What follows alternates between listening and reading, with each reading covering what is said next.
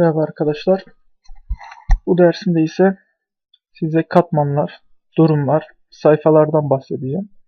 İlk önce bir tuvalimizi oluşturalım. 900, 600 standart olarak başlayalım. Şimdi arkadaşlar görmüş olduğunuz gibi durum, katmanlar mevcut. Biraz şu şekilde küçülteyim. Şimdi arkadaşlar hemen şekillerimizi oluşturalım. Şu şekil.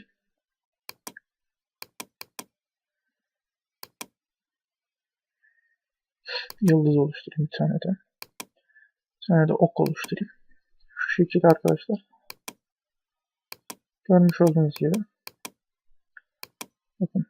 Burada durumlar zaten farklı şekilde çalışmalarda göreceksiniz. Zaten animasyon falan hazırlarken kullanılacak oralar. Ben şu an katmanlardan bir bahsedeyim size. Arkadaşlar katmanlarda görmüş olduğunuz gibi şu an her bir nesneyi ayrı bir şekilde seçmemizi sağlıyor. Burada katman 1. Farklı katmanlar da ekleyebilirsiniz. Bakın şu an bütün katmanları seçtim.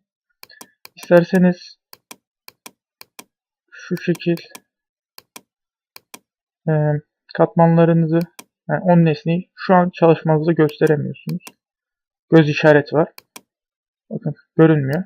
Görünmediğinde yani çalışmalar yaparken yani durumuna göre gerekebilir bu göz işareti. Şunun hemen yanında bir kare var arkadaşlar. Kareye tıkladığınızda arkadaşlar bakın ok işareti. Ok işaretine hiçbir şekilde müdahale edemiyorum. Neden? Kilitli. Kilitli olduğunda ona hiçbir şekilde müdahale edemiyorum. Yani önemli bir çalışmanız olur. Yani bir zemin hazırlarsınız, bir arka plan hazırlarsınız. Onu şu şekilde katmanlardan kilitlediğinizde hiçbir şekilde değişiklik sağlanmaz. Yani değiştiremez kimse. Şimdi ben size farklı şekilde bak şu şekil üst üste getirdim.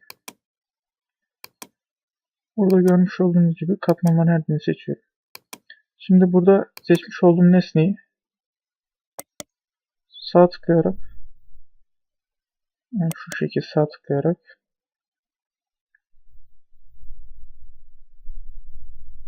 bulabilirsem en öne getir, öne getir, alta gönder, en alta gönder. En alta gönder dediğimde arkadaşlar görmüş olduğunuz gibi en alta gidiyor. Şu an onu tıkladığımda arkadaşlar, yeniden sağ tıkladığımda öne getir dediğimde ya da şu şekil